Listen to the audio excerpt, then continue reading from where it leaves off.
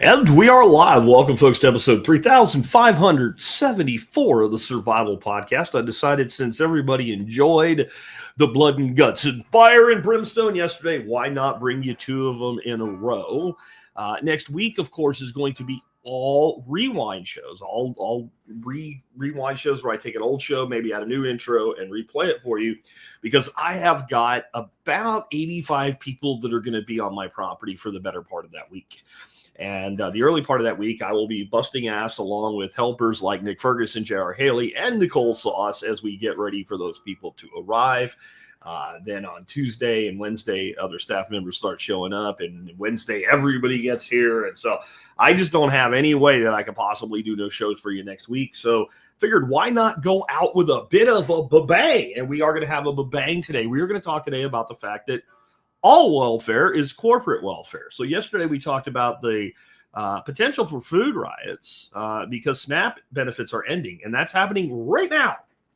Like, that's today. The money's gone, and like the payments that are supposed to go out in November ain't going to happen, and we'll see what happens, right? The Democrats are really up against a wall with this. That's not pro-Republican. That's balls and strikes. That's what's going on.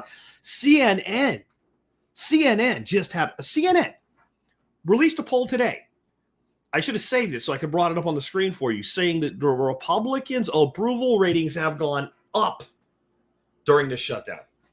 I was blown away. And I'm like, the reason I believe it is it paints Republicans in a good light, and it comes from CNN. Like, that's like, if it came from Fox News, I'd be skeptical. You know, if it came from MSNBC, I probably would have fell over and had a coronary or a stroke or something. But wow. So that's not going too well for them. So anyway, we talked about that, and I made some posts about, hey, I don't give a shit if your SNAP benefits get cut off. And it made a lot of libtards really, really angry. And they started calling me, you know, a lot of names. And of course, that must mean that I'm a Trumper, whatever the fuck that actually is, and MAGA and whatever. And anybody who listens to this show knows that's retarded. I mean, that is just stupid, but fine. They can do whatever they want. But one thing that kept coming up in it, well, what about corporate welfare? And it just kind of immediately responded with the concept of all welfare is corporate welfare. And I made a post. And I said, I dare anybody to challenge. Nobody challenged me. Some people mouthed me off, but nobody challenged me. I said, give me any welfare program, and within 60 seconds, I can prove that it's actually corporate welfare in the end.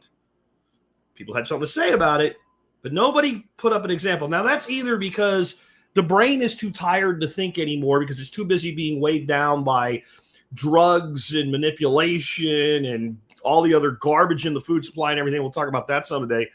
Or these people are just smart enough to know that they're lying. Because when I get done today, I'm only going to really rip through SNAP. But this, when I get through with SNAP, it's only a small piece of today's show. We're going to look at the larger macro. But when I get down to one program, I'm going to use SNAP because it's on everybody's mind right now. When I'm done with that, you're going to have the pattern set in your mind. And then you'll look at something like Medicaid and go, oh, it's just actually an extension of that. And you realize that no matter how much you do believe that the people that are in those programs need help, that help is the last thing they're actually getting. What they're getting is trapped. And the beneficiary, the actual beneficiary of all this fucking money that they've grifted is not the people in the United States. It's not the people that are being paid in these programs. It's the corporations that actually end up with all the money in the end. And it's impossible to argue against it if you understand it. And if you don't understand it, it is actually so simple. The only way you will not understand that is you choose willful ignorance. That is the only way. I'm going a little bit overboard with my audience because my audience is going to be very receptive to this message. But I kind of know I got some press among the libtards this week, and some of them will show up just to be spiteful little fucks. And that's okay. But you're going to have to accept reality. Or, you know, I'll put it this way. If you're from that school of thought, getting the meme from the South Park ski instructor, you're going to have a bad time today. Before we get into having a bad time today for certain people anyway, let's go ahead and take care of our sponsors of the day. And sponsor of the day, number one today, is Biltong USA. That's, of course, from Anton Van Buren. Anton, you know, I'm going to tell you something about Anton. Anton is a real libertarian, an actual libertarian. He's also a legal immigrant who came here from South Africa, watched South Africa turn into a police state and said, F that, I'm getting the hell out of here, came here and started a business. Then COVID came and nearly destroyed his brand new infant business. He realized that one of the things that he knew how to do, and it was part that would fit right into the business he already had that was shippable, was Biltong. And he looked at the market and said, everybody that's on Amazon or whatever say they sell Biltong is full of shit. That ain't Biltong. That's like weird jerky or something. And it's overpriced and it's crap. And he's like, you know what I'm going to do is make it like you could buy a half a pound of actual Biltong for a reasonable price. And his business exploded. And not only did he survive COVID, he thrived during COVID. He is a true American business success story, a true small business that knows his customers. The guy is part of this community, folks. I would say about 8 out of 10 live streams, I see him in our comments section. That tells you something right there. He is a really great dude, and I love hanging out with him. I love having him as a sponsor, and you should try his Biltong, his Drew Wars, the Biltong sticks, the Calabanazi sausage, all of it, man. And then check out some of his other offerings. Like he's got some really amazing stuff that he imports from South Africa, from Mexico. He's got some badass smoked salt and smoked pepper. Those are just, if you like to cook, they're fantastic. Good dude, good product. Check him out today, BiltongUSA.com. Next up today, most likely, I mean, it's hard for me to remember at this point. I would say probably the longest single running sponsor who is still here that never took a break, because it would be right now between Jeff the Berkey guy and Knife Kits, and Jeff took a break. Knife Kits never took a break. These guys have been continuously sponsoring this show since I think it would be February or March of 2009. That is a loyal sponsor. In podcasting, imagine that. They must get some value from your guys, or they still wouldn't be around, though, because they're not doing it because they just like me. Check them out today at knifekits.com, where you can build a knife. They're the company that does what it says and says what it does. You can build a knife from a kit, like a model kit when you were a kid, right? It's not hard. Or you can get raw materials and do your own full-on bladesmithing. It's up to you. Lots of great stuff. Again, been around forever. Great company. Little discount, but does do a discount for MSB as well. So make sure you take advantage of that. That's one of the ways they know that their advertising's working, is when you use the discount code. Anyway, with that, let's get on into this today. And I really do want to come at this from, wow, thank you. Joe says he's been around since the TDI days. Some of you don't know what that means. Ask your friends in the chat if you want to know. All right, so I want you to come understand with an understanding today of what I'm going to present to you. I am a purist anarcho-libertarian. If I had my way, I would get rid of every single vestige of the state. If there was anything left of a state, it would be a decrepit skeleton. You know, maybe basic defense of borders, you know, and international relations, and, you know, what have you. And that would be a stretch for me. I'm also a pragmatist. That ain't happening in my lifetime. That ain't happening in my grandson's lifetime. It ain't probably going to happen in his grandson's lifetime. That is an ideal world in my view. I cannot be an honest man and come to you with a problem and potential solutions if my solutions are such that they can never be implemented. Does that make sense? So I have to say, it's the game that we're in. Here's how you play that game. Here's how you win that game. Here's why you're losing that game. And here's things that actually could be done that show how stupid the system is, so that you'll understand it, even if those things don't get done. But I'm going to give you some suggestions today. You're like, well, you're very generous with my money, Jack, when I talk about how we would change taxation. I would have zero. If you can't understand that, you should go somewhere else right now, because you're too purist for pragmatism to be presented to you. Just, I have to say that going in. All right. So let's start off with, how can it be that giving money to a poor woman living in a mobile home with 3 children, who's also working part-time at Walmart, who can barely get by at that horrible level, right? Giving her $800 a month in SNAP benefits to buy food for herself and her children, how can that be corporate welfare? It doesn't seem like it makes any sense when you say it. And if you're emotional, it doesn't seem to make any sense. But here's an example of a conversation I had with my niece about this. And my niece and her husband, he's my nephew, so she's my niece-in-law or whatever. You know, they're great people. They're very giving people. They're very compassionate people, but they're also leftist. They don't even vote, but they fall in that mindset. And at their age, you know, they're like 30s, early 40s. It kind of makes sense, right? A lot of people in that boat. But they see the flaw. And I was talking to my niece-in-law, right? And she was talking about the budget cuts during the USAID thing. And I'm like, but she's like, but we have to help people. I'm like, yeah, but the way we do it doesn't actually do anything. It doesn't work. And we give money to people we shouldn't give money to, right? And she said, well, yeah. And the way I got her to actually understand, I'm like, they have a relative on her side of the family that always needs money, and they give them some money because they have kids, but they're very careful about how much money they give them, and it still gets abused. And she acknowledged, yeah, you're right. So you wouldn't just keep giving them unlimited amounts of money, would you? Right? And you know them, and you're close to it, and you have visibility into it, and it's still flawed. How can you trust a bureaucrat in D.C. to fill that role in any way that makes sense at all for all the money they take from you? Because these guys make a lot of money too, and they pay a lot in taxes. And I can't see how it works. But even that person would still say, but that person, right? It's always that poor, and they'll always find the poster book example, someone that was basically Mother Teresa on welfare, right? To hold up, like I'm supposed to have sympathy for this. I don't. And this is because I actually understand how the whole system works. It's not about that individual per se. It's about the totality of the system. And the reality is in our system, money always flows uphill because it's not real money. If our money was real money instead of debt-backed currency, it could not flow uphill. The inertia would be such that the weight of the money itself would prevent it. But as long as you can print money at will, as long as money is a certificate for debt, money can flow uphill. And here's one of the rules I have to discuss anything about the economic system, money, taxation, anything that revolves around economics. I will not discuss it with a person if I ask them the following question and they cannot give me an answer. Tell me how a United States dollar is created. If the answer is, will they print it? Then I don't talk to you, right? If it's anything other than it's a certificate for debt against a bond issued by the government for the purpose of funding the government, right? That it's loaned into existence. If it's anything other than that, I will not have a conversation with that person about economics. And I'll tell you why. It's like a person that reads a book. And with these people, it's a lot of what it is, book knowledge and no practical application. They read a book about how great calculus is.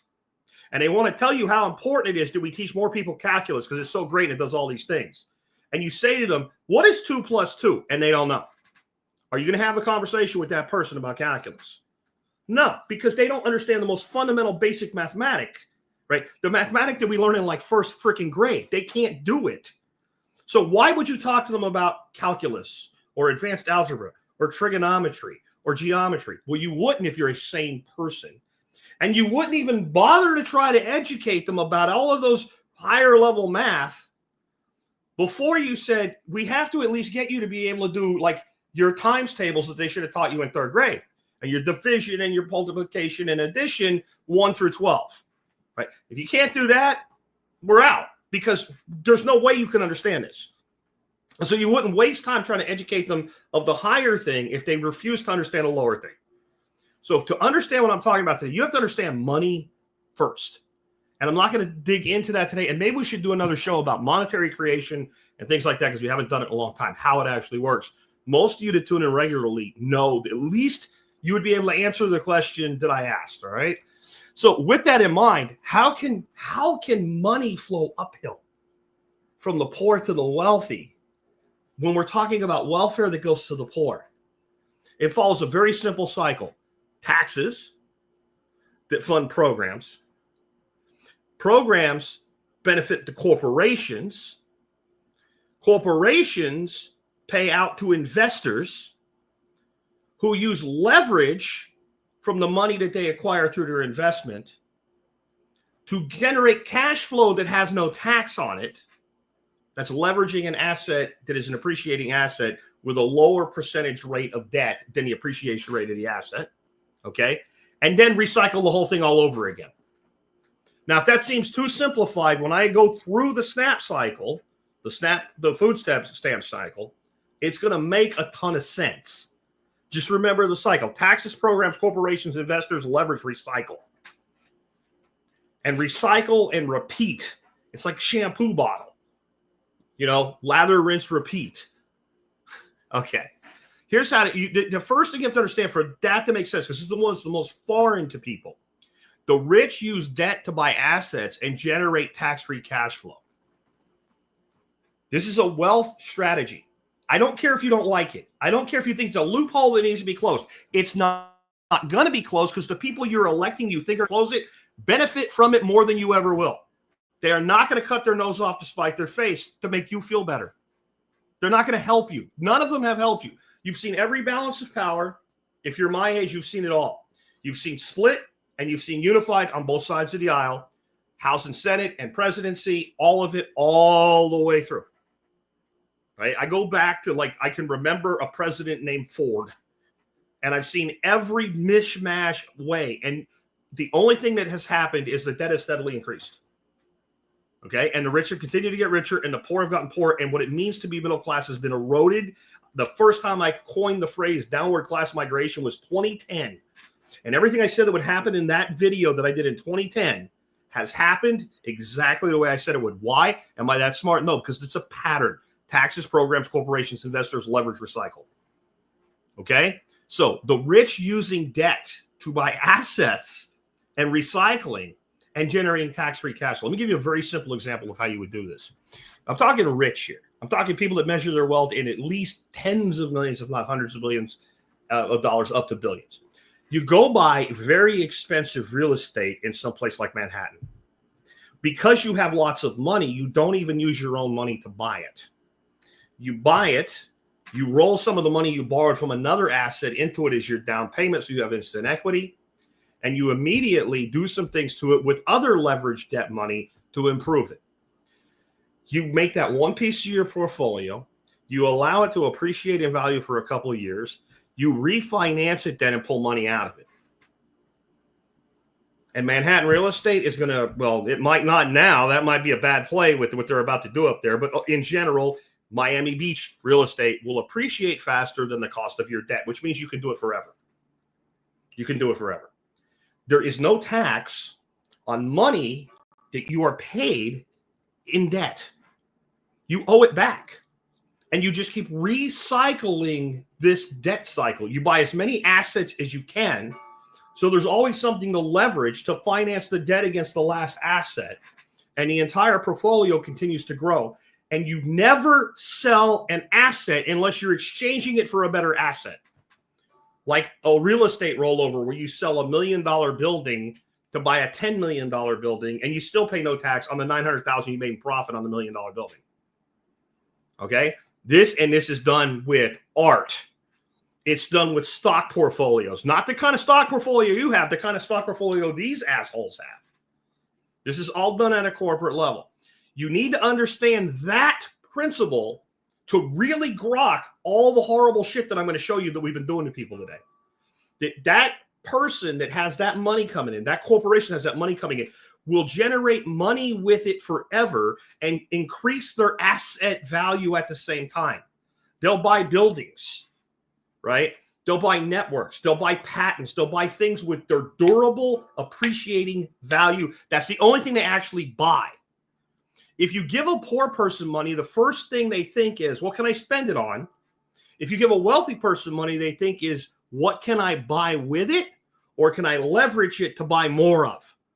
Not spend, buy. Do you understand the difference? Spend versus buy. When you spend money, at the end of the day, you look and you have nothing. Or maybe you bought a big screen TV, but in 5 years, it's fucking worthless. You have to pay somebody to get rid of it. That's spending. Food, you eat it, it's gone. You spent it. You get nothing except you get to live another day. I know that's important. I'm not saying it's not. I'm saying in the end, you end up with nothing. The rich do not operate this way. And it's not because they're evil. It's because they understand the system and they play to the system instead of rebelling against the system and being destroyed by it. This is why people come to this country from a foreign land with barely enough money to get here. They barely speak English, and in 5 years, they're millionaires. Because they look at it and go, oh, look at the opportunity. That's the way it works here. I'm going to do that. Instead of sitting around throwing a tantrum, sitting in a pool of their own spit, crying about something that they have no control over and never will, in front of a college that their daddy paid for them to go to.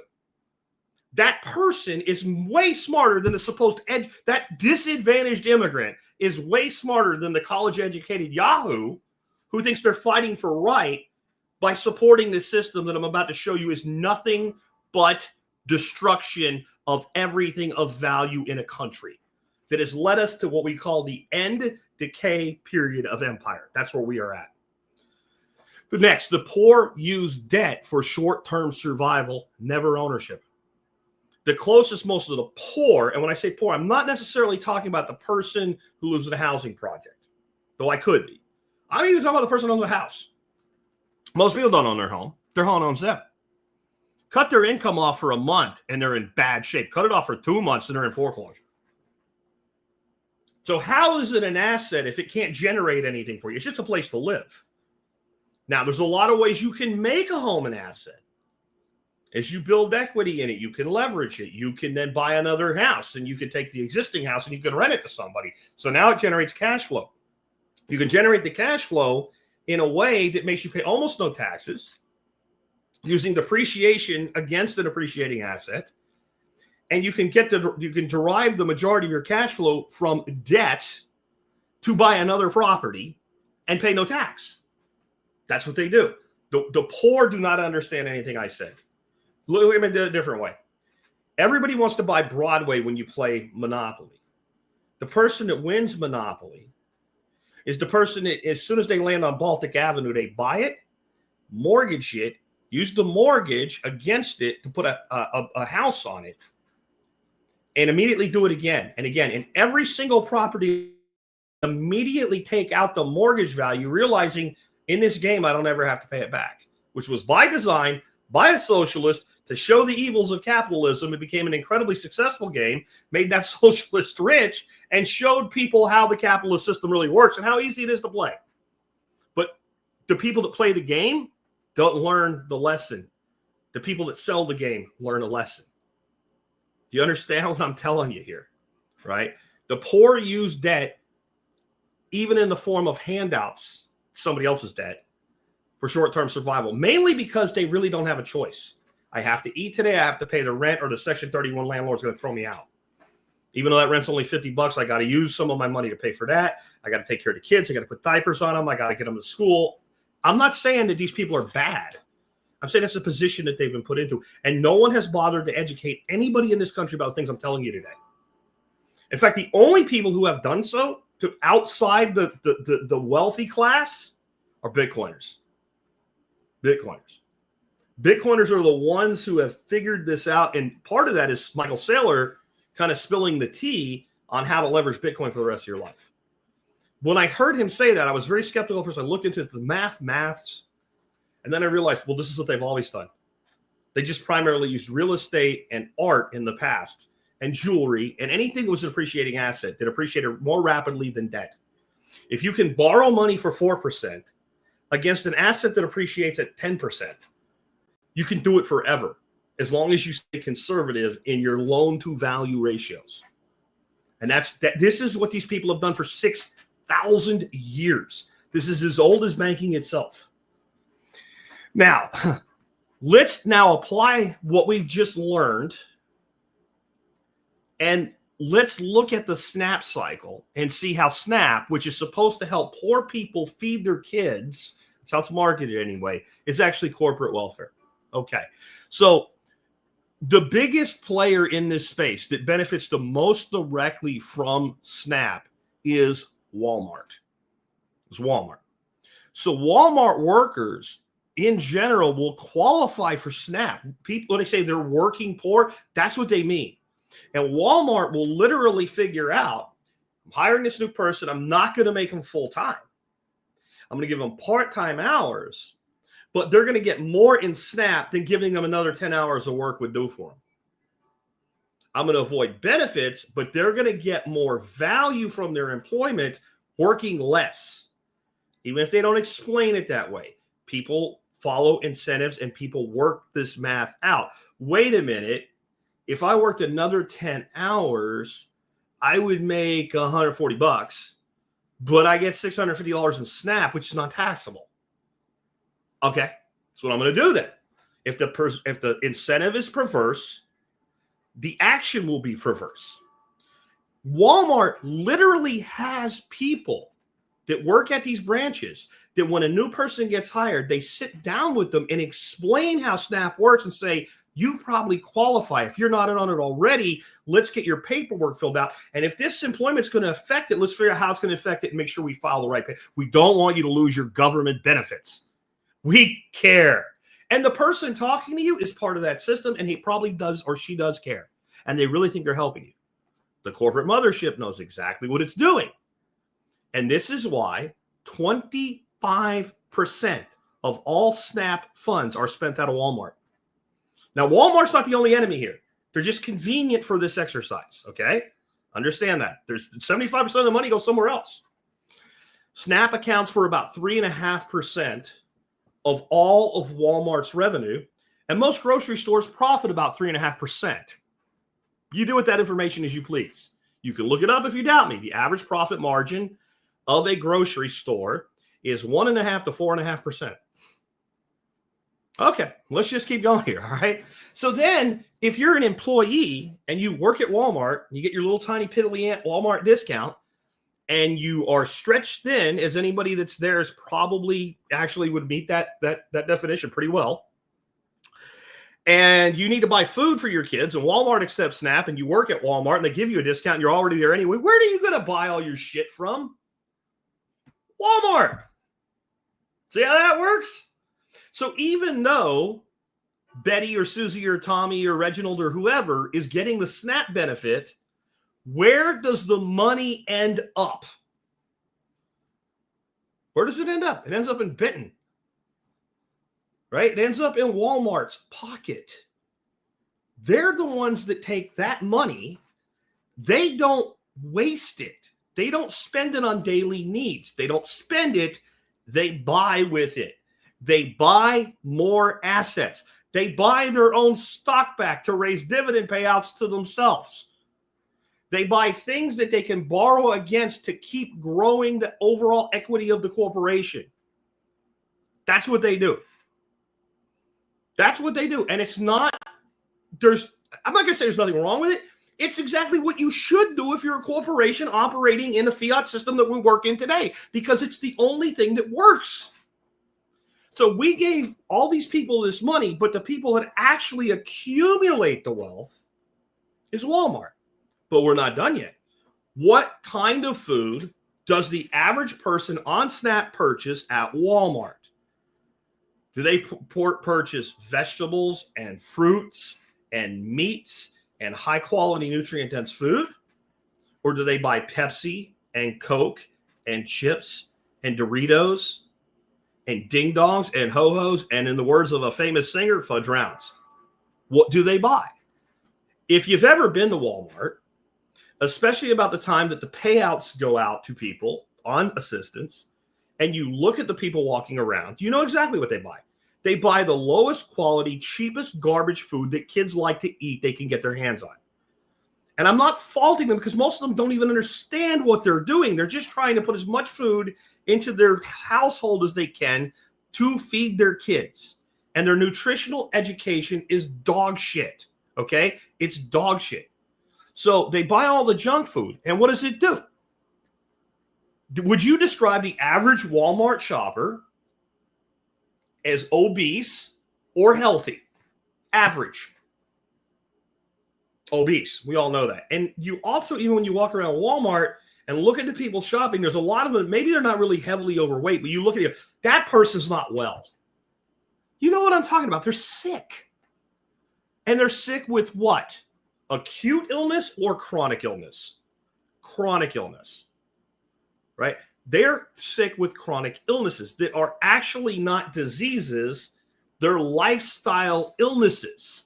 A disease is you get strep throat. You take an antibiotic, you kill off the bacteria that causes strep throat, you get better. Okay? That's a disease. Cancer's a disease. It could be caused by some of this shit, but some people that live very healthy lives still get a cancer. It has to be treated, and sometimes you can't defeat it, but you either defeat it or you die. Right? It is an acute illness. You can point to the thing that is the problem and say that one thing is the problem, and if you can fix that, the person is then able to become well. When people have type 2 diabetes, it shouldn't even be called type 2 diabetes. It's a really clever marketing term. It should be called carbohydrate toxicity syndrome, because that's what it is. People that eat too much sugar will get diabetes, as we call it, even though it's really just a lifestyle illness. So what does this cost to happen? What is the second order effect? We already figured out Tommy goes to work for Walmart, gets on SNAP to help feed his kids, goes to work, spends his money at Walmart. The money actually ends up in Walmart's pocket. Now Tommy is sick and his kids are sick. Since he's low income, what does he do next? Well, he probably already did it. He applies for Medicaid. Well, that's to help sick poor people, you rotten libertarian anarcho bastard, you, Jack. Why would you take that away? Hold on. Let's follow the money. Let's follow the cycle all the way through before we get emotional. All right? So that means that the taxpayers are now paying to medicate the lifestyle condition of Tommy and his family through Medicaid, which drives up the cost of health care for everybody that's paying their own way. Just saying, by the way. And what is the normal response of a doctor when he talks to Tommy and his 13-year-old or 12-year-old or 10-year-old kid is already pudgy and fat?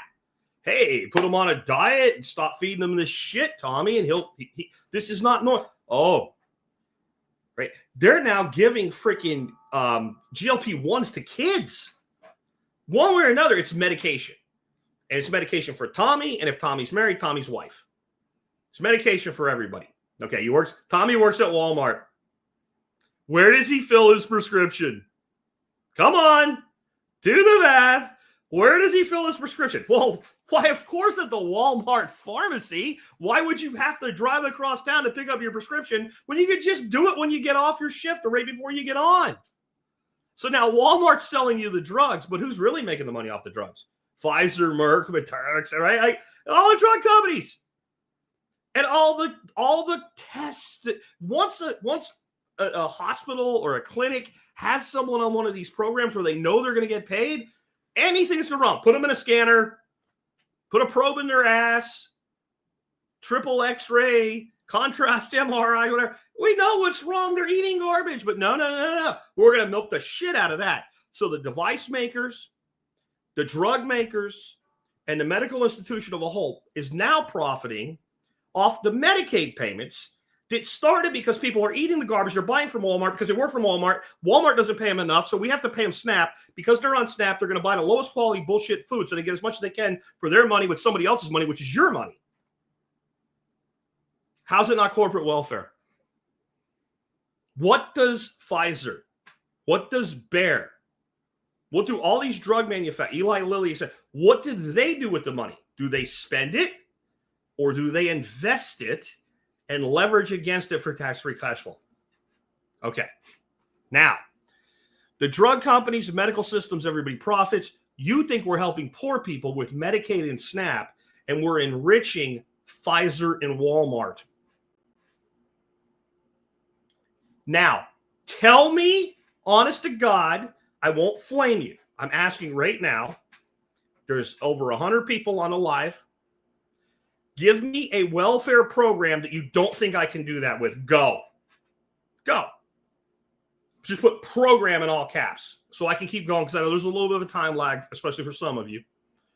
And if anybody puts it up, I will do this to it, and I will do it in 60 seconds or less and show you the company that's actually profiting for it. You want me to give you one? How about Section 8 housing? The Section 8 landlord is profiting. And what is the Section 8 landlord? What business are they in? Real estate. What's the easiest thing you can leverage? Real estate. Your tenant pays you $50, but the government pays you $900, and your cost on the property is $700. And the property appreciates in value, and you know you can sell it to another investor any day because it's an automatic cash machine whenever you want to upgrade. Give me one. Nate Knapp here says there isn't one. There isn't one. That's the correct answer. I'm waiting for anybody, though. I know there's somebody out there that, it's really important to you that we continue this program, and it can't be corporate welfare. Now, let me be clear, okay? I am not saying that this justifies corporate welfare. I'm saying I am opposed to all welfare, because all welfare in our system, the way that it is now, the way it's designed from the macroeconomics of fiat monetary system and a debt-based economy, plus the way the game is being played, plus the programs and the way the government has implemented them, lead to no alternative. I'm not saying we couldn't help people. Even with some, I will give you some government programs that could work. At least a hell of a lot better than this shit does in a bit. But where is the government program of welfare that I can't explain within 1 minute's time how it actually ends up with all the wealth that's paid into it in the hands of a corporate entity? And now you know. And there's a lot of you out there that you kind of intuitively knew this already, but now you're like, fuck, he's right. Like, it's everything. It's everything. Where does the money stop and accumulate? That in any monetary process flow, that is the first question you should answer. The purpose of the spending is X. That doesn't matter. The number you're looking for is the accumulation point. The purpose is X, but the answer is A, the accumulation point. Why do you think the wealthy got so much wealthier during COVID when we literally gave more people more money than any time in our government's history? Think about that. The United States government paid out in assistance and stimulus and, you know, forgivable loans and trillions of dollars. And the worse off you were, the more money they gave you. And most of the people, like 99% of people who benefited from the COVID payouts, you can't think, you go in their house and say, show me one thing you have of lasting value from the money you were given during COVID. They got nothing. They got nothing. They have people who never lost their jobs who got all the money. People that ended up like net positive 10 grand because of like child deductions and stuff like that and other stimulus and things to do with the tax code. 10 grand to the positive. 4 years later, 5 years later, nothing. Nothing. 229 Mix says dollars to Bitcoin. Those are some of the people that have something to show for it, aren't they? They took the money and bought an asset. Top Cone says we paid off 2 small student loans. That's a good thing, but was the student loan worth it in the first place? Maybe. But in general, federal-backed student loans, where's the money accumulate? Where's the money accumulate? Banks and college endowments. It does not accumulate in the hands of the student who, by the way, the value of degrees has declined immensely in the last 50 years. A bachelor's degree in 1970 had a lot of value. I don't even care what it was in. There was actually some truth to it. Doesn't even matter what you go to school for, go get a degree. You could have a degree in communications or marketing or liberal arts in 1970, and you were marketable in the job market.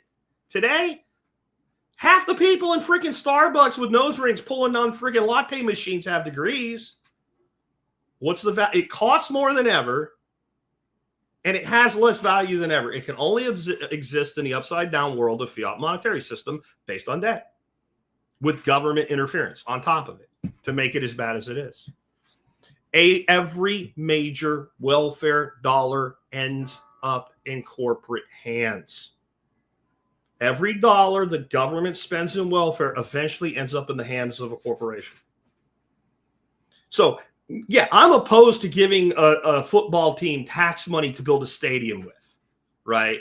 Or making sure General Electric doesn't pay any taxes, again, in spite of making billions of dollars. So when I say all welfare is corporate welfare, I'm not saying, well, it's okay to have corporate welfare. I'm saying it's all disgusting.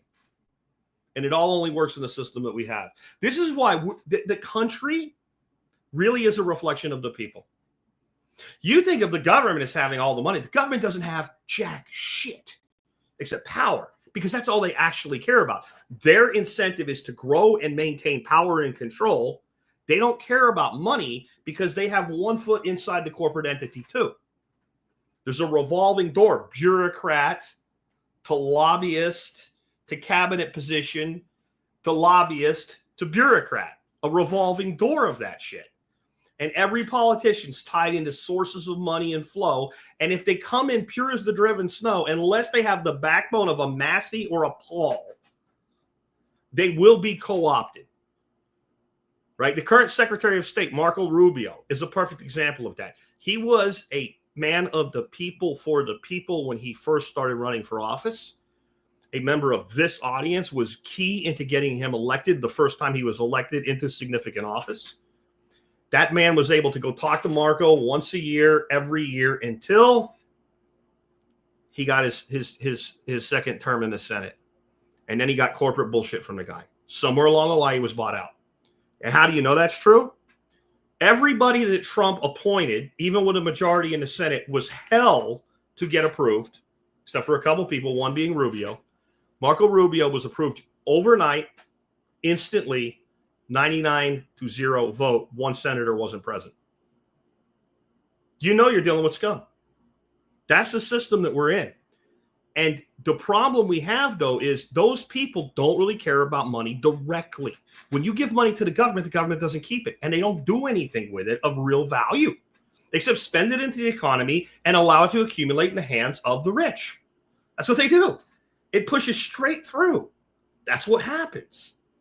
Every dollar ends up floating up because debt is light. The chains of debt are heavy, but the recipient of the debt, it's light on their heads when they have the ability to leverage more and more and more. So this is why we have $37 trillion of debt. And we have nothing to show for it. What can the United States point to and say, your sacrifice, and the majority of that debt is over the last 40 years, not even 50. The vast majority of that debt. I remember being a kid and not hearing the number trillion when debt was talked about. When the national debt was talked about, the word trillion wasn't used. Hundreds of billions was the terms, right? So we went from under $1 trillion in about 40 years, 45 years, to $37 trillion. Sometimes I forget how old I am. It's a nice day when you forget how old you are for a little while, right? 37 trillion. What do we have? Do we have incredible national infrastructure to move stuff and freight around the country? No. Do we have the highest quality rail system in the world? No. Are you kidding me? And I'm not one of these retards like, we need passenger trains to go everywhere. Americans are not going to do that. We're a big-ass country. We're not that people, but we can move a lot of freight with high-quality rail systems. And some people would use it if it was decent, and it actually worked. And it actually went from where people are to where they want to go, instead of where some politicians' uncle's former roommate can make a profit off of building a bridge to nowhere. We have nothing. During the end of the Bush administration, they gave out $790 billion in stimulus, and we got nothing. Then Obama came in and immediately did another stimulus spending program, which is just pure spending for everything, and we have nothing to show for it. I can show you a guardrail to keep people from driving off a road into a dam, a small dam, but there's no water in the dam because they never built a dam. That was done with the money under Obama. I know a person who says when Obama put all the money out and they tried to say, like, it's working, look, America's getting jobs created. They said his company grew by 20 employees because of the stimulus plan. He was in construction. The man has never employed 20 people at one time in his life. And during that period of time, he actually laid off 2 people.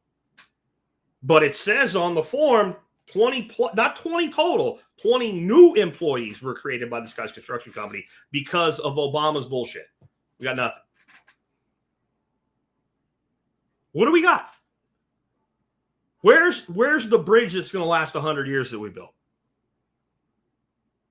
Where is the economic development zones that actually are economic development zones that the average small business person can benefit from?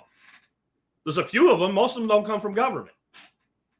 Most of them are actually businesses do it with the money that they grifted from government. Yeah. And they do it for their own self-interest, which is fine. If we weren't paying the bills, I'd be okay with it. But we are paying the bills.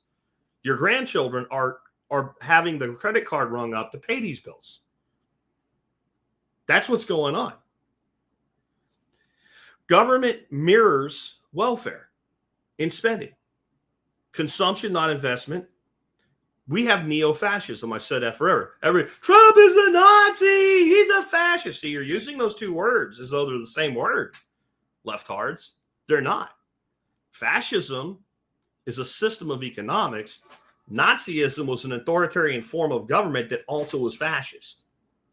But fascism is where you have corporations and the state cooperating for the benefit of both.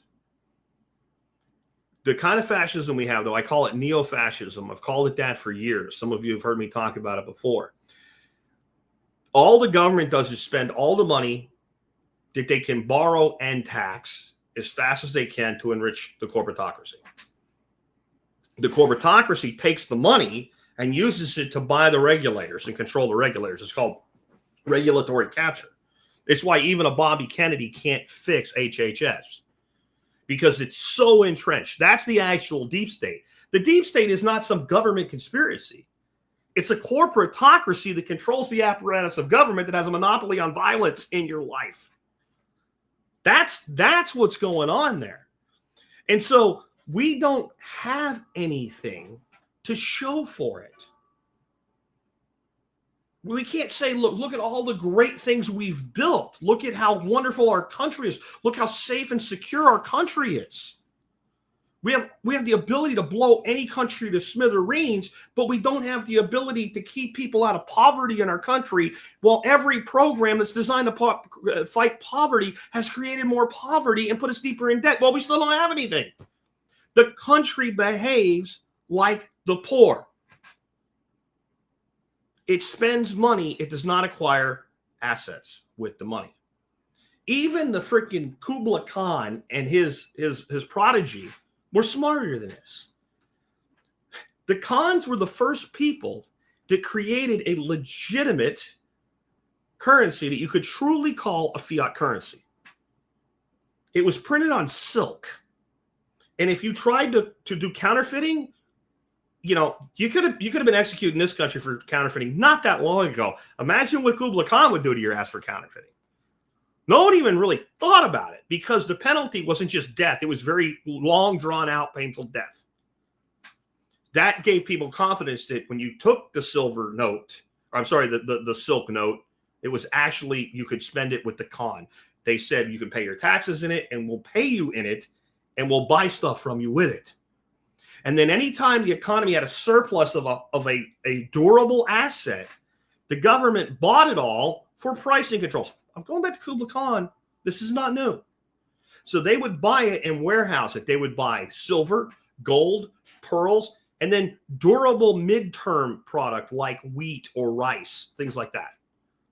Because then that could be used as a form of welfare in the future. So you had this huge value, and the Khans became incredibly wealthy with fiat. But they were smarter than our country, because at least they stockpiled assets. We don't have assets. We have overpriced buildings that are designed to enrich the company that built the building or did the remodel, not enrich the people of this country. We're a fucking embarrassment. If you travel to other countries and you look at some of just the government buildings and how long they're going to last, how long they're going to be around, and how beautiful they are, and our architecture's dog shit, that's not my biggest problem. I'm just pointing out that's a symptom of the disease. Like when you have a skin rash, but you also have type 2 diabetes and you're in danger of having renal failure, the skin rash is not the most important thing, but the skin rash is there for the same reason. It's an observable symptom. That's what I'm saying here. There's some things we could do that we could have done, and we could have built with all this money, with all these bailouts, with all this fiat money, that at least you'd be able to say, okay, yeah, we destroyed the economy, because we have. We're at the end of an empire, but the country has bones, right? Good bones, like in a house, right? Like, it looks like shit, but it's just, it's the carpet needs ripping out and the drywall needs redoing, but the frame and the foundation are fine. We don't have a frame or a foundation. Here's what we could. How about energy independence? Or at least more energy independence. I did this. I'm going to look it up right here. It was episode 140 of the Survival Podcast, published February 12, 2009. So we're talking about $790 billion that was spent in stimulus. The show was actually called Dealing with Venomous Snakes. which was really what it was about. But I did a little intro. This is when I was still podcasting from my car. Here's the first bullet point in the show notes. How the new number of 790 billion could buy a 2 kilowatt solar system for every owner-occupied single-family home in America. So I did the math back then at the pricing back then, and it included not buying at scale, at market rate. If you guys come out to your house, test everything, throw 2 kilowatts of solar panel production on your roof, and not do battery backup because that's extremely expensive, especially at the time. Wire that into a grid-tied system. And we could have done that to every single home occupied by its owner in America in 2008 for that same amount of money. And I said at the time, I'm not saying we should do this. I'm saying whatever we're doing, and this is the shit with the guardrail and the turtle tunnel and my buddy Sean's business supposedly hiring more people than it ever employed, right? That was where that money went. We have nothing to show for it. Imagine right now, every home that's owner-occupied in this country has 2 kWh of solar on the roof. Does this change the energy calculus as a whole? Not as much as you would think. But what it does is balance the fuck out of the grid.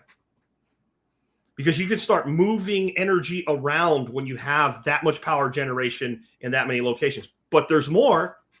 If they had done that at the time, they would have driven the cost of solar down because everybody would have been competed for the glut of money. The production of it would have went through the roof. The economy of scale would have kicked in, and the total cost would have went down even more than it has ever since that happened, 15 years ago. That's what would have happened. And how many people would have said, well, shit, if you're going to be here to do this, how much is it to do 4? How much is it to do 6? We would have a massive solar-powered infrastructure in this country, distributed non-centralized infrastructure, and we would have lost nothing because we gained nothing. We gained nothing. The only stuff they can talk about is like third and fourth order effects of like, well, it gave this person a job and they spent money. That would have happened in the solar industry instead. All those multi-order effects would have still happened. Plus we would have had something. I'm still not saying we should have done it. I'm saying we could have done it and we would have something. And instead we have a turtle tunnel in fucking Florida for $9 million. I am not making that up. You can look it up. During that stimulus program, they put a turtle tunnel, $9 million turtle tunnel, which is a pipe under a road. I mean, a couple of rednecks could have done the job for about $1,000. And the turtles don't know how to use a tunnel. I'm sorry. That's fucking stupid. Okay? It doesn't work. That's what we got. How about durable manufacturing? We could have built manufacturing capacity in this country with that money or with any of this money. We could have made this country the manufacturing center of the world with that money.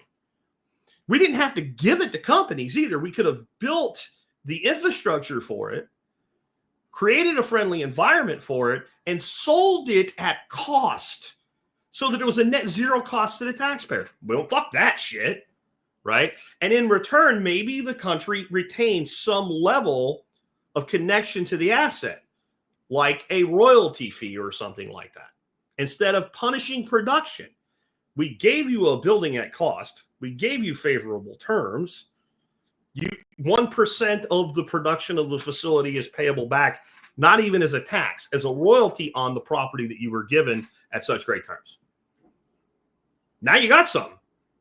Now you got companies wanting to come to America and build the manufacturer that Trump says he wants to create. That all sounds like a bunch of bullshit at this point.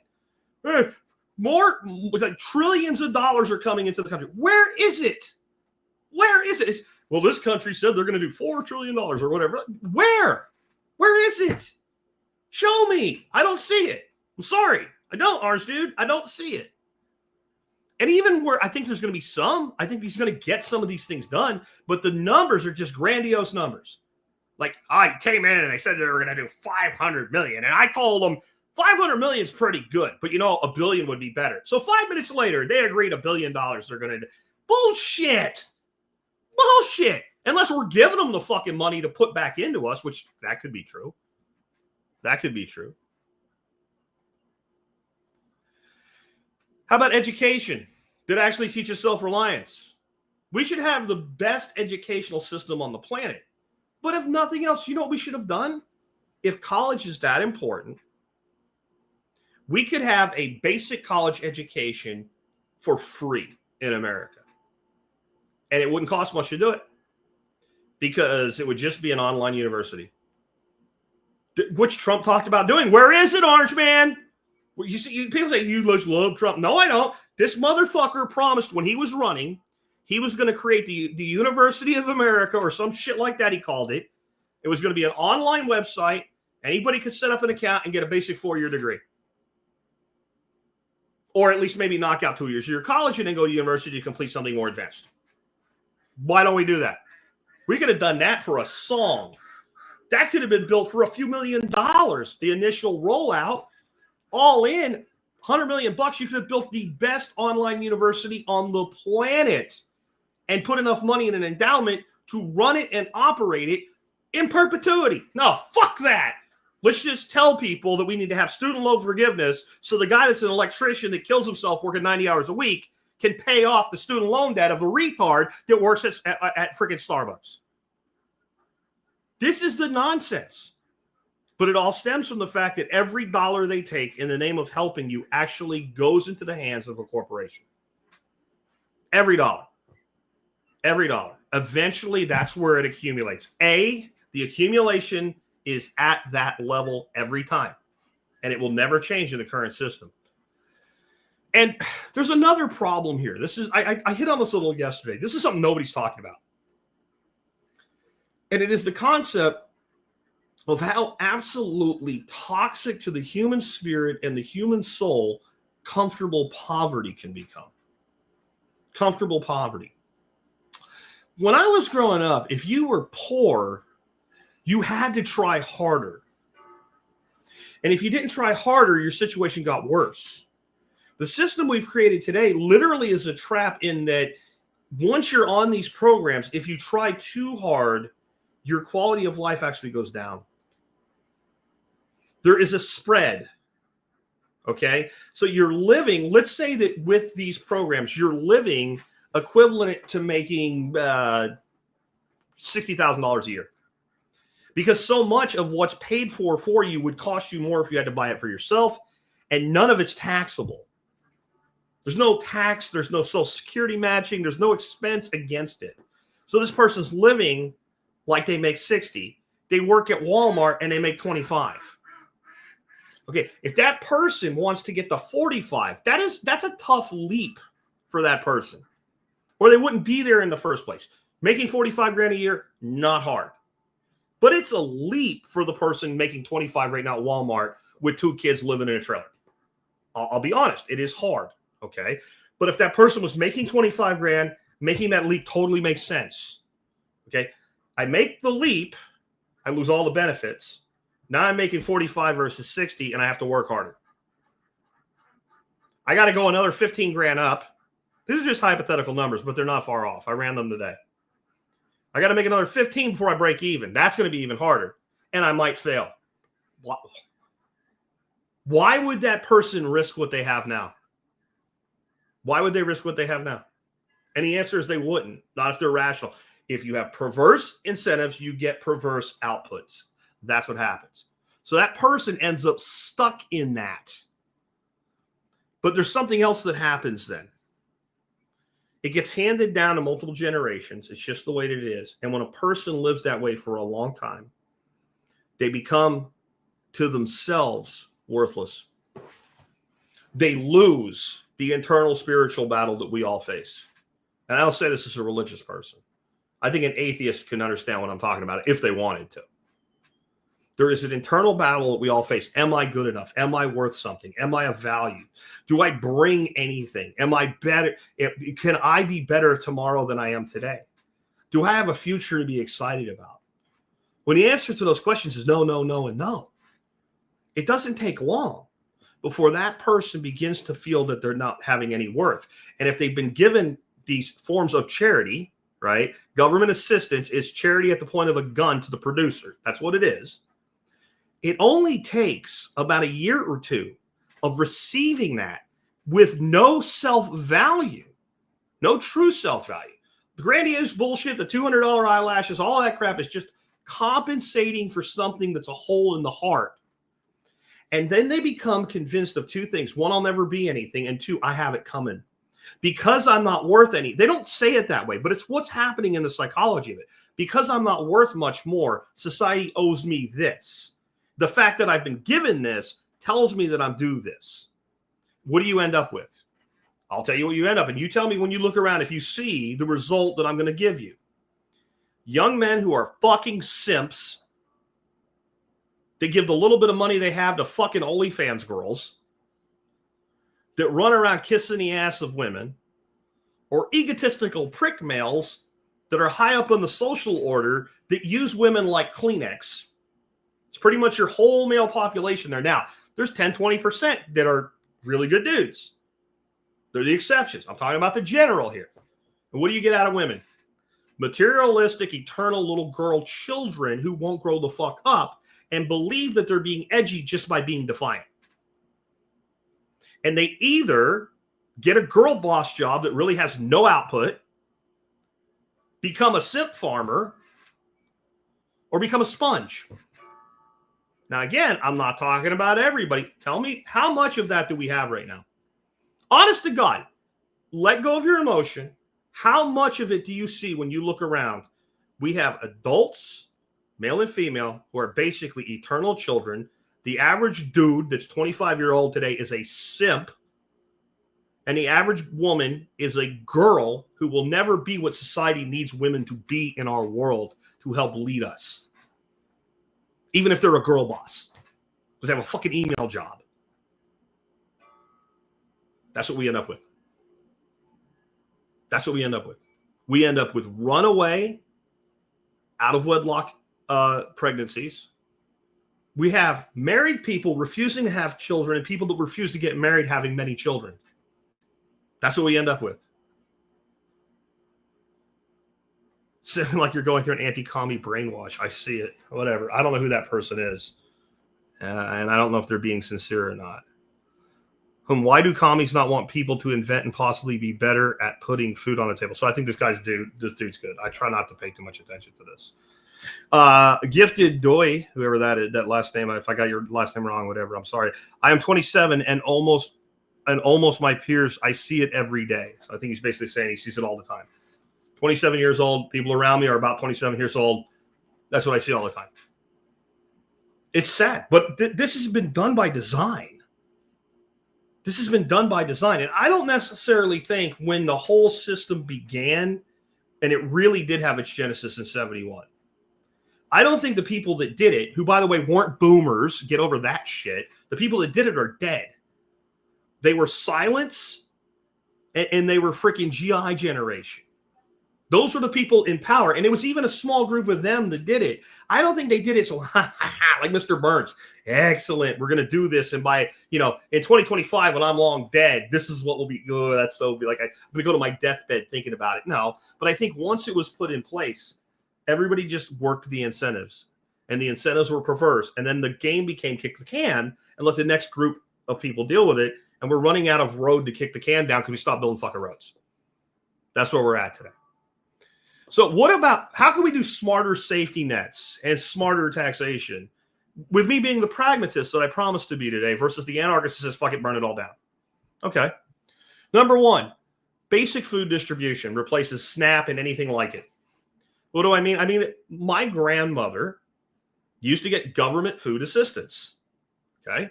And she got government food assistance not because, she just needed it. She got it because my grandfather was disabled in World War II, managed to put his life together enough to still work for a while, went into the coal mines, survived a mine collapse, and ended up with black lung. Then worked himself nearly into the ground as a carpenter when he couldn't coal mine anymore until he was choking up half his lungs and had to retire early. Now, did they get a SNAP card? No, they didn't have that shit back then. Once a month, she went down to a food distribution center. She got the government cheese. Yep. The big giant, like triple-sized block of Velveeta, basically. And powdered milk and powdered eggs and stuff like that. And then she used that to feed her family. 3 boys with a disabled husband. who worked his body literally into the ground. I mean, the man was broken. He had lumps of coal embedded in his arm into the bone. Right? So this is not a freeloader, okay? This is somebody that actually needed some help to get by. My grandmother would go down there, get that block of cheese, cut it in half, bring it home, buy cheap flour and potatoes, and make enough pierogies with that to fill half a chest freezer and feed the family for, if they ate it every day, it would have been for a month. So they had pierogies for 6 months because they didn't eat pierogies every day. And they're eating carbs and lower quality food, but it was all homemade food. It had value. People loved it. Man, I'm telling you, if one of my friends came over, did your grandmother make any of those pierogies? I'm telling you, that's how it was. That's how it was. And this is a funny thing. For all of the anti-carb stuff today, nobody was fat. And people ate plenty. But they didn't eat high fructose corn syrup and seed oils and all the garbage. And there was no bliss point fully figured out yet with the bag of potato chips and shit like that. That was just beginning. Why can't we do that again?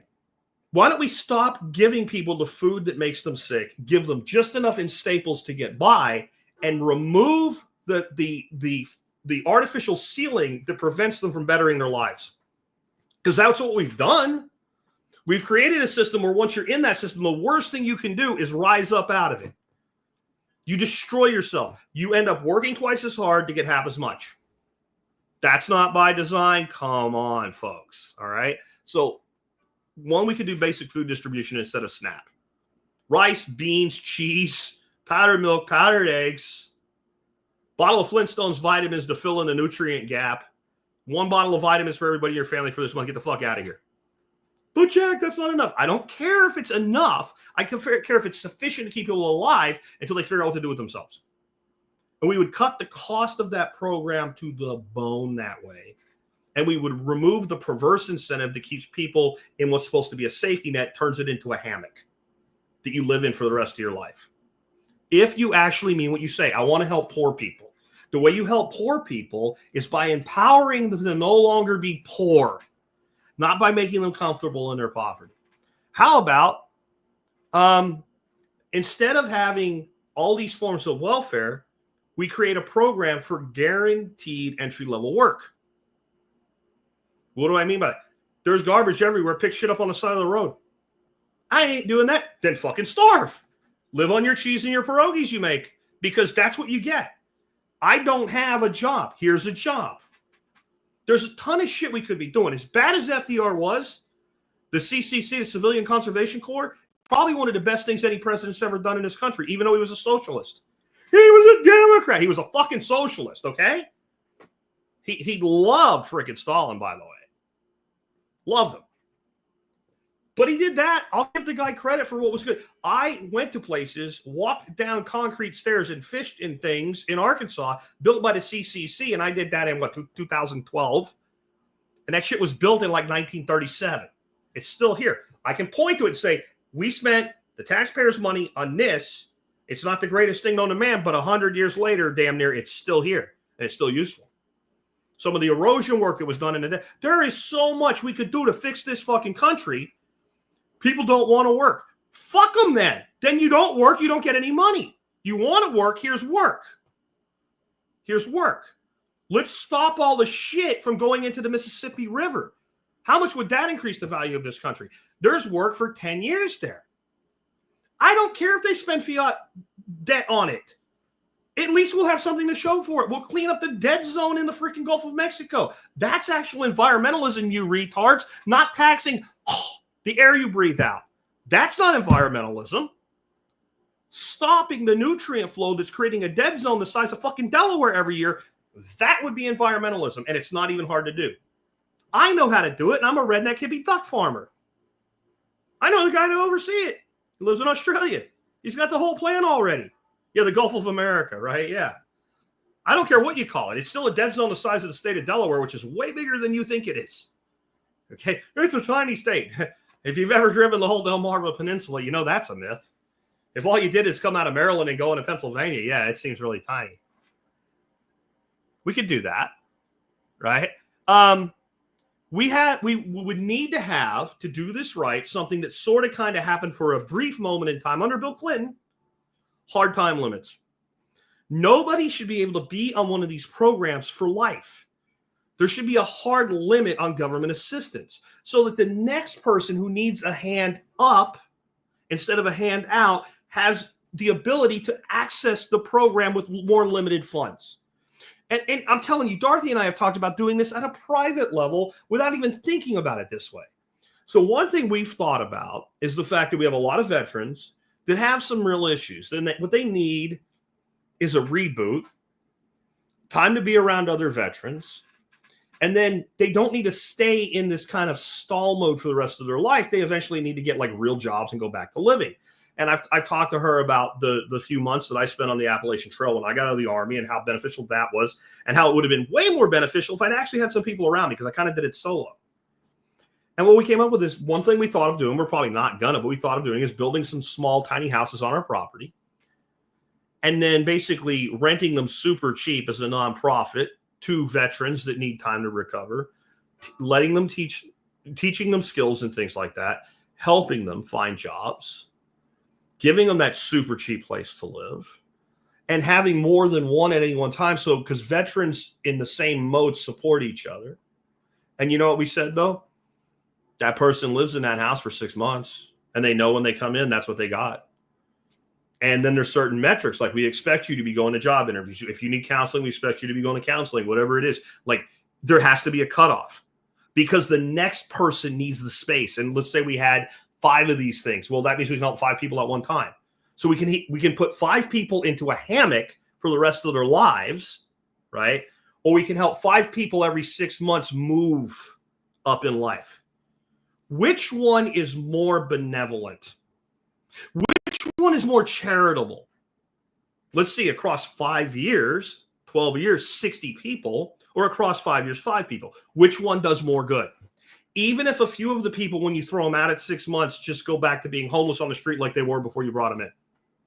I don't care. If 5 of them do, I've still helped 50 more people than I could have in 5 years, let alone 50 years. When you can drill something down to the small, you can scale it to the large. If it doesn't work in the small, it doesn't work in the large. The problem with the government is since they have an unending checkbook, there's no check on that reality. So the harm that they can do is unlimited. That's how we end up with 42 million people in the most wealthy country that's ever existed on food stamps. It's a sin. I'm not putting the people down. They're victims of the system. But we have to change the system. I would say with a taxation in a loan, this would be the biggest change we could make. And it's the only way that the rich will ever pay their fair share, whatever the fuck that is to you, right? We have to move to a consumption tax. If we're going to have a tax, it should be a straight consumption tax. It should be the same for everybody. It's regressive and the poor people feel it harder. No. You said you wanted the rich to pay their fair share. Well, here's the reality of that, Skippy. If we took every billionaire in America and somehow extracted every dollar that they have and every bit of value that they have, ignoring the fact that would completely crash the economy because most of it's held in like equity in Amazon and Walmart and whatever, right? So they had to extract all this. So who's going to buy it, right? But if we could, by some magic, boom, all of Elon Musk's money, all of Jeff Bezos' money, right? All of Jamie Dimon's money, all of, what's his name? Berkshire Hathaway, that guy, can't think of his name right now. All of his money, right? Every billion, Warren Buffett, that's what I was thinking of. Michael Saylor, every billionaire you can come up with. We took all their money, everybody worth more than $1 billion net. Donald Trump's money, everybody, nobody gets a pass. All the billionaires' money, we put it in one coffer. Do you know how long it would run the United States federal government? Take a guess. Like they said, okay, we're going to take all this money. Somehow we didn't destroy the economy doing it. Nobody's going to pay any federal taxes for as long as it lasts. How long would we go not paying Social Security, federal income tax, FICA, FUTA, all of it? How long will we go? Does anybody know the answer to this? It's fucking a crazy answer. 6 months. 6 months. There is no way to tax the wealthy to a point that you can fund all this shit. It cannot be done. However, we could make it a more equitable system, and we could close all the loopholes that will never be closed under an income tax system. The key is it's income-based. so I can create cash flow without creating income. I've explained to you already how to do that today. And there's 1,000 more strategies to do it with. Plus, I can pay for a lot of things inside the business that I don't have to pay for now. And if I'm creative about how to do that, there's no real tax footprint from it. And it's completely legal. It's not cheating to follow the rules. That's another thing. That's one way they fuck your head. The rich cheat on their taxes. No, they fucking don't. Right? That would be like saying that they gave you a test and they said the test was open book. And the kid next to you brought his book and you knew that you could and you didn't. And he gets an A and you get a C and you say he cheated. He didn't cheat. He followed the rules and he did better than you. That's what these people do. They follow the rules and they're better than you from an economic standpoint, right? And they continue to get better because they never sell their assets. But what do they do with the fucking money that they generate as tax-free cash flow? They spend it. So tax spending.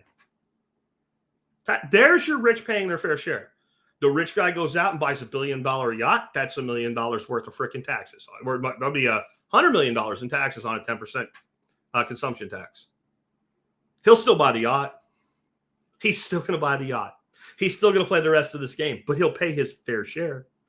And this is where the purist out there says, but yeah, you're supposed to be a libertarian anarchist, and you're supposed to be I already said that. I'm a pragmatist. I said I'm going to work within the framework that's here of what could be done to make the system better. This means if you spend $100,000 a year, you're going to pay $10,000 in federal taxes. That's what it means. Most people that spend $100,000 a year already pay more than that. And this also means if you're on government assistance and you go spend the money, you're going to still pay taxes on money you were getting tax-free. When everybody pays the same, to me, that's a definition of fair. But rich people can afford more. But rich people will pay more under a system of a fixed rate. See how simple that is? And I'm talking one time end of sale, not a value-added tax like they have in Europe, where it's like they tax it here and there, and then a reseller taxes it, and the distributor taxes it, and the final retailer. Like, no. I mean, very simple. The last person that buys the thing pays a consumption tax on it. Because what do we tax right now? We tax production and property. We should not be taxing property or production. That's punishing success. When you punish success, you get less success. When you reward success, once you earn it, it's yours to keep until you spend it, you get more success. Do you want to feel good or do you want good results? Right? Do you want to be happy or do you want to be right? Because some of these people want to be right even when they're wrong, and they want to be right so much they're unwilling to change their position so they can be right, and they're going to be miserable and wrong. It's your choice. It's your choice. What can you do, though? Because none of this is going to happen. Not anytime soon, anyway. Well, first of all, do what the rich do. Buy and own assets. Buy things, stop spending money. Keep a spending journal for a month. Like I always advise in like so many different types of topics. I always say a spending journal, right? Keep a spending journal and ask yourself at the end of the month, what did I buy and what did I spend? If you, right at the end of the month, don't have something in your hand that's useful, that will still be useful a couple months later and will remain useful long-term, you didn't buy anything. You spent. You purchased a short-term experience, whether it was a meal out, whether it was a gadget that you're not actually going to use, right? Whether it was a trip to the movies or food from the grocery store, you spent it. I'm not even saying you're wrong. You got to eat. And I'm not for not having fun in your life. I'm just saying it's money that's spent. It's gone. You've worked hard. You accumulated energy in the form of wealth. You distributed energy, and you got nothing long-term lasting for it, with the exception of food, because it prolongs your life, and it's necessary. But in the end, most spending isn't actually high-quality food. So just like figuring out, am I spending it or am I buying something with it? And if I'm buying something with it, what is the long-term value of the thing? And does the value of the thing increase over time or decline? Or does, even if it's like a declining value, does it enable me to make more money? That's a leverage point. That's okay too. That's how rich people think. So start thinking like a rich person. You might become one. Stay out of consumer debt. A lot of people think my position on debt has changed. It really hasn't. When I started, I had a pretty small audience. We were not the most financially astute people that I was talking to. So I just said, no debt, because it made it simple. It's like when you tell somebody that gets into keeping reptiles, do not ever put two snakes in the same vivarium. You absolutely can, but it requires explanation, and it's just easier to tell the new person, just don't do it. They'll just be better off with it, because they're going to make a fucking mistake, and one of their fucking animals is going to eat the other one or something, right? Or they're going to transmit a disease because they didn't quarantine it. Like, there's a lot of things you have to do when you do that. That's how I feel about debt. That's like a snake. You don't know what you're doing, you're going to get bit. But consumer debt is a zero. What is consumer debt? Consumer debt is when you borrow money to buy a depreciating asset or something that isn't an asset at all. When you put a transmission in your car with debt, that's consumer debt. You might be in a position where you have to. That's why we do economic training here, so that you don't end up in that position. But then that has to be paid as quickly as possible. And the only reason you do it is because you need the car to get to work so you can make more money. And you need to be always looking for forward momentum in your life. Like I said about jobs, if the job isn't going to teach you anything or let you earn more money, get a new fucking job. Don't quit the job until you have the new job, but go look for a job, because you're never more employable than when you're already employed. You walk in and you interview with me, and back when I was hiring people, and I go, well, what are you doing right now? Well, I left the job 6 months ago. Well, why? Usually you'd finally get out of them if they were let go. Sometimes it wasn't they did anything wrong. They're just laid off. They're still tainted. And I'm also like, I got you now. If I want to hire you, I know you're over a barrel. You walk in and I go, so what are you doing now? Oh, I work over at this company. This is a competitor of yours. Oh, your stock price went up. So you need to be always looking to move up. And if you can't move up where you are, move over and move often. That is a progression plan. If you're not progressing in your life, you're stagnant and life will pass you. Life moves whether you do or not. It's not a sliding scale. Okay? Build local trade and networks. Basically, here, I'm not just talking about parallel networks or whatever, some bullshit. Somebody's going to convince you that all of a sudden you're going to buy all your food from their neighbor or something. It's not going to happen. This is really more about good old-fashioned networking and entrepreneurship. You should have multiple ways that you're making money beyond. Like, the people I know that are like real blue-collar millionaires, a lot of them are guys like, the guy starts out young, goes to work for a company. Like I did this when I was a kid in high school. One of my part-time jobs in the summer, I worked for a while for a Splenda. And he goes out and does tree trimming. Learns the trade so he doesn't kill himself, and starts his own business and starts advertising online. I do tree work. Anybody can do it. There's no, I'm sure in some retarded states like California, you need a degree in forestry, the destruction or something to do that job, and a permit or whatever. There's a lot of places you just go into that business. Texas, if you want to go, you just go into that business. So they start doing tree trimming and removals and stuff. And they say, wait a minute. I throw all this shit in a wood chipper and then I take it down and I pay to get rid of it? No. So they start doing a small materials business. When somebody like me sees them cutting a tree and goes, hey, you can dump your wood chips there. They go, that truck has about 10 yards of wood chips in it when it's full. How about the next time it's full, I come dump it for you, $20 cash. I'm like, okay, because it's $200 worth of wood chips if I had to buy them. It's 10% of cost. He has to get rid of them anyway. Okay, and he looks, he goes, I got like 2 ricks of wood here. And also he starts selling firewood. Delivered for one price, come get it for another price. The two of the things that were now waste products are now income products. Of course, he invests some of his money, so he has a place to keep all his equipment. He's got a decent piece of land to stack his firewood and all. And he drives by, and this is a real person. This guy's name is Bobby, by the way, right? Big old Texas redneck. Drives by a couple car lots once in a while and says, wait a minute, people are selling cars. Hey. Sets up a little car lot at his place, has 5-6 used cars parked there at any one time, has no money in the cars. Just basically puts the word out. If you got a car, you can park it here, put a for sale sign on it. And since it's on a state highway and you're driving by it, more people will see it. Somebody might buy it. If they don't buy it, you're out nothing. Advertise it, do whatever you want. But if it sells off of here, I get $100 a car. Cash. I don't care what you sold it for. I don't care how you got paid. You pay me cash. And it just keeps going from there. And I know a guy by the time he was 40 years old, was a multimillionaire.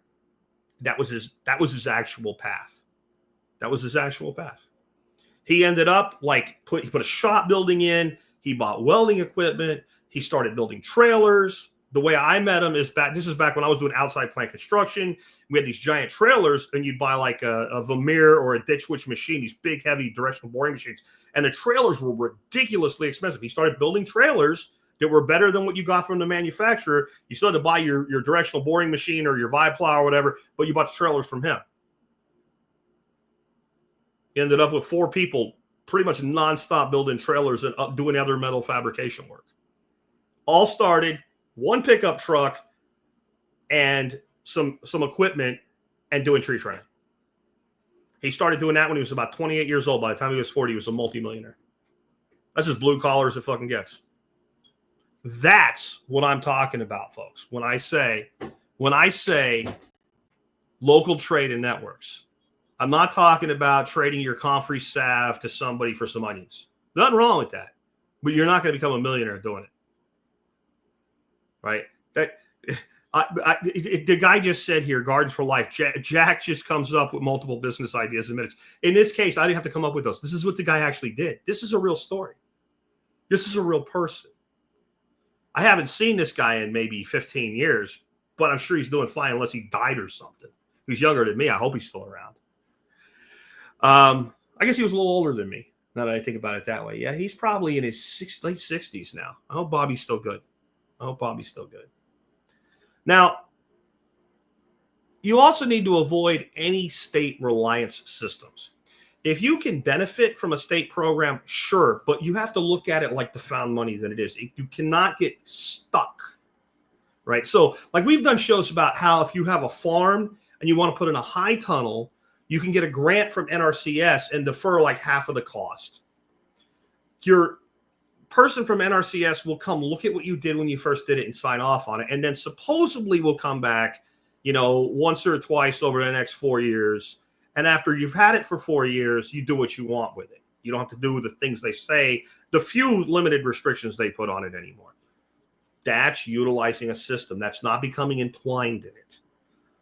If you're a corn farmer and take the corn subsidy and you do corn bean rotation, when it's time to do beans, you're doing beans. You can't get crop insurance without it. Can't get your subsidies without it. You get typecast into it and you're fucked. You should have never got yourself in that position in the first place. Getting out of it is difficult but doable.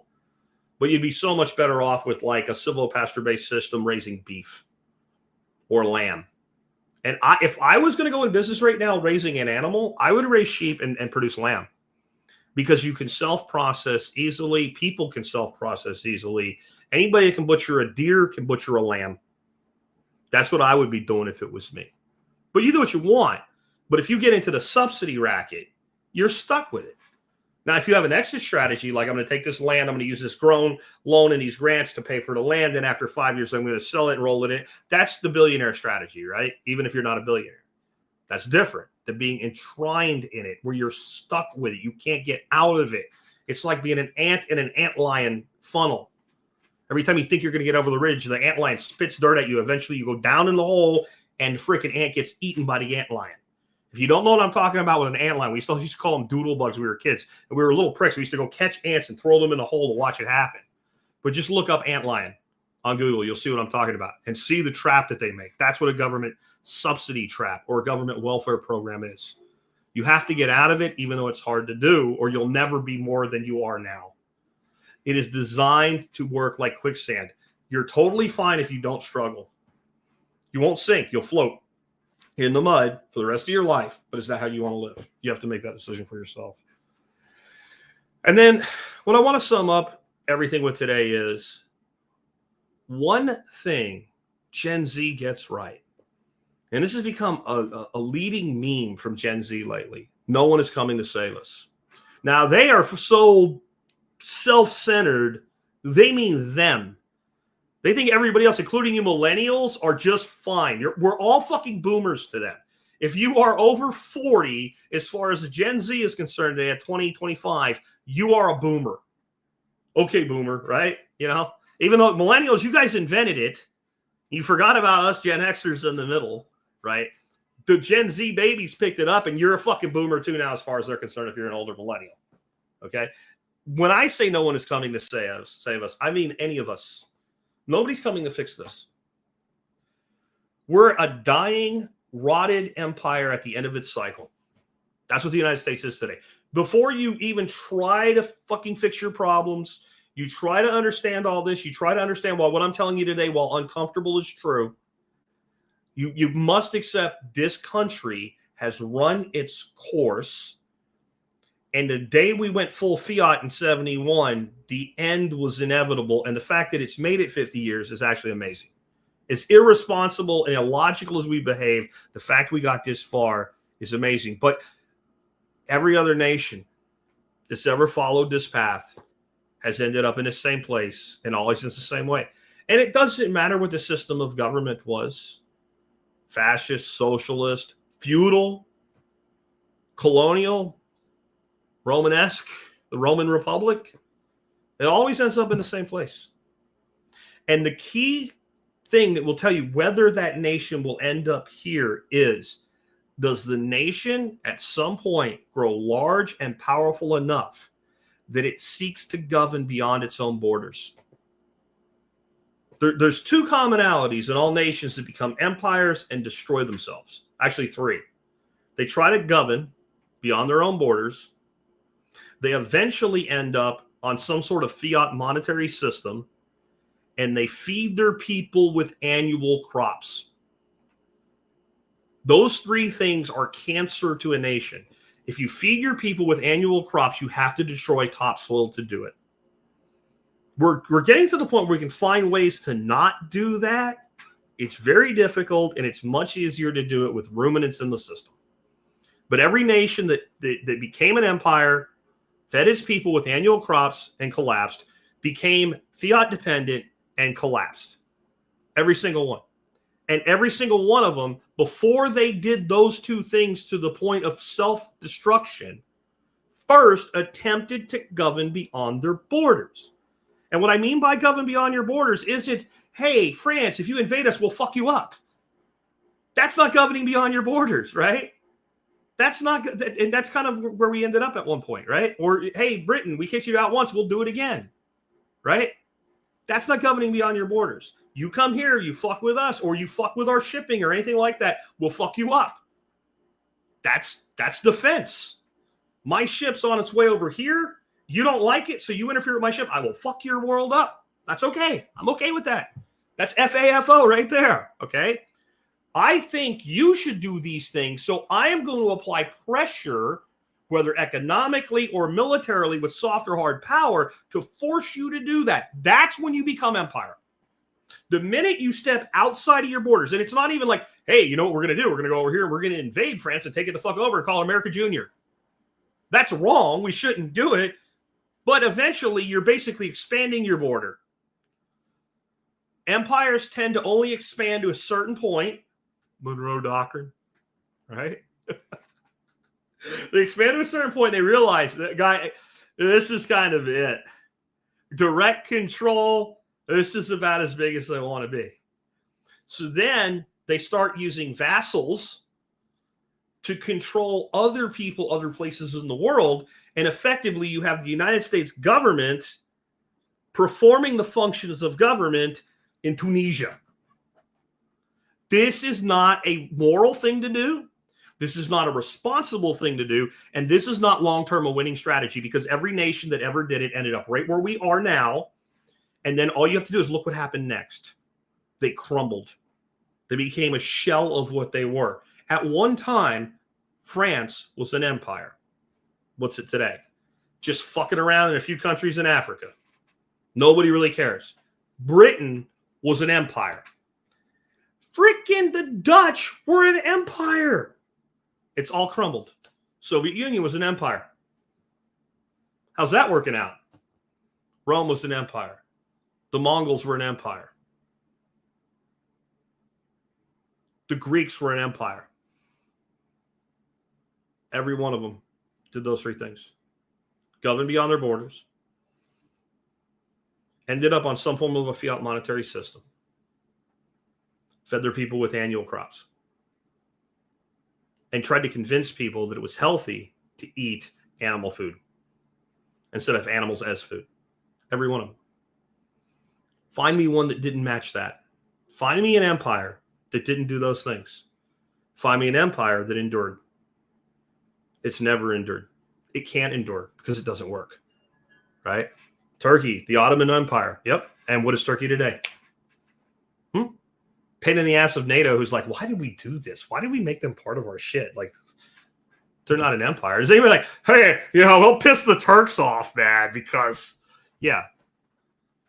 And if you're like, well, yeah, Turkey's got a military, and they have what we give them. But it's not what I mean. I mean, if you live in Japan, or if you live in, I don't know, the Philippines, and Turkey's pissed at you, you're like, whatever, get effed. I don't care. If the United States is pissed at you, you have a problem. We actually have the swag, the ability, the power to interfere with your life. So does China. China's the rising empire as our sun is setting. And so is Russia to a degree, but they're in decline too. And mainly for Russia, it's a birth rate issue. Same problem we have, by the way. There's no simple solution here. What I hope you take away from today is this. We need to change our personal thinking more than we need to change any policy. You can become incredibly wealthy in this country while it eradicates itself, while it completely goes into a reboot cycle, while it falls from grace, while the empire, you can still become wealthy as fuck. Or you can cry, whine, piss, and moan. It's up to you. It's up to you. But the biggest thing you need to be doing is finding joy in your life. Figuring out what it is you really want. Most people don't know. They just know they don't want what they have, but they haven't even determined what it is that they don't want. Sit down, make a list of all the things you don't want in your life, figure out the corollary, what do they want, and start asking yourself, how can I get that? Everything in your life will get better, though it might be kind of like chemotherapy that works.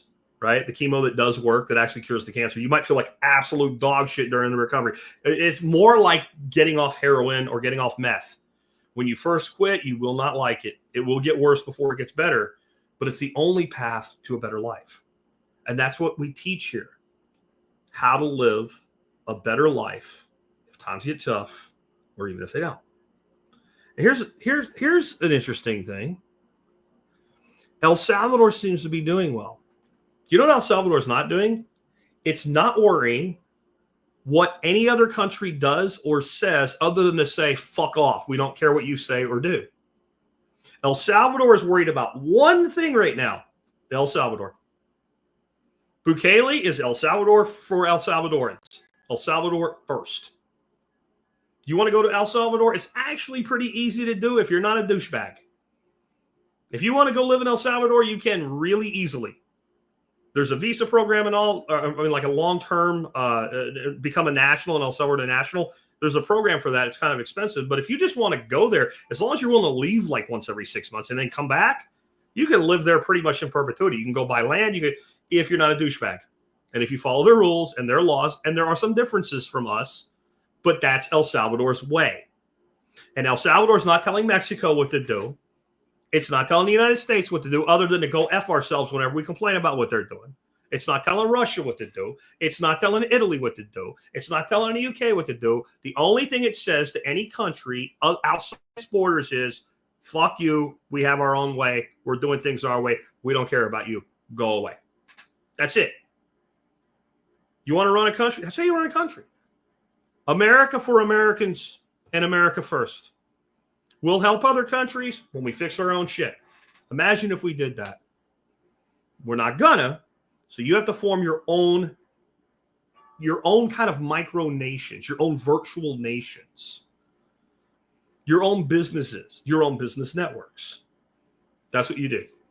That's what you do. You have to go full anarchist on a personal level and minarchist on a pragmatic level. I don't trust you. I don't like you. I don't support you, but I'll use this because it works for my advantage. I'll be as productive as I can, and I'll keep as much as I can of what I produce. And if you don't like it, I don't care. You have to be like El Salvador. But you need to get fucked. El Salvador was about El Salvador. Jack Spirko worries about the Spirko family first. Doesn't mean we don't care. Most of these people shrieking, you're greedy, you won't help people. Whatever. I probably give more money than many of those motherfuckers make a year in charity, actual real charity by choice. They think charity is stealing your money and giving it to somebody else. You cannot be generous with somebody else's money. You can only be generous, actually meeting the meaning of the word generous, when you give from your own. That's it. All right, guys. So my question for you is, what are you going to do about it? Are you going to go hell-bent on, look, I don't care if the ship goes down. I'm building a lifeboat, and I'm going to start selling tickets on it. Or are you going to go down with the ship, shrieking and screaming, picking one side of the political tribe? By the way, arguing with your, like, Thanksgiving's coming up. People are going to cuss out their relatives over politicians that wouldn't piss on either one of them if they were on fire. That's how stupid that they've made the country. Bonhoeffer could not even imagine the stupidity, and he lived through the buildup of Nazi Germany. Anyway, with that, I am going to wrap up. I appreciate you guys tuning in today. I want to remind you that one of the ways you can support us is doing your online shopping at tspaz.com. That's TSPAZ, tspaz.com. I don't believe in spending money. I believe in investing it. And when you buy something that actually improves your life long term, and I bought this product a year ago. I still use it all the time. Hamilton Beach 3-in-1 electric egg cooker.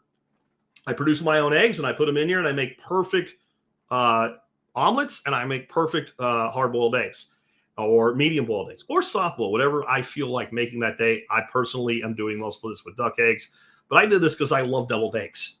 I absolutely love deviled eggs, and you know what I don't like doing? Peeling a fucking egg and having it get all messed up. When you cook an egg in this thing, it just works. It works perfectly. The damn thing peels like taking a letter out of an envelope. It just works. And I love it. It's $25. It's a good investment. I recommend you check it out. It is today's item of the day. And even if you already have something that does this, maybe you have one. I've sold thousands of these. You know, if you haven't checked out my recipe on there for avocado bacon, deviled eggs, you should check that out because it'll make your life just a little bit better to eat something that damn good. Also, remember, if you like what you heard from me today about life philosophy, I've put all of my life philosophy up to a certain point anyway into a book called Laws of Life by Jack Spirko. That is available on Amazon. Ditch the system, design your life with the Laws of Life book.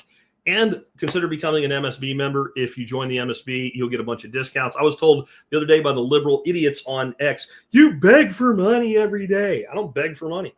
I offer things of value. And when people choose to buy those things of value, I profit from it. That's actual anarcho-capitalism. To listen to somebody call that begging who claims they are an anarchist is freaking deliciously ironic. It really is. And that's what I did with my members program. My MSB, it is not PBS and you get a coffee mug for $50 a year. It is enough discounts that if you're buying the things that we got you discounts on, you will make a profit. I believe that the best way to become wealthy is to help as many other people as possible. With that, I hope that the show has been helpful to you today and over the years, and I will catch you tomorrow with a great interview.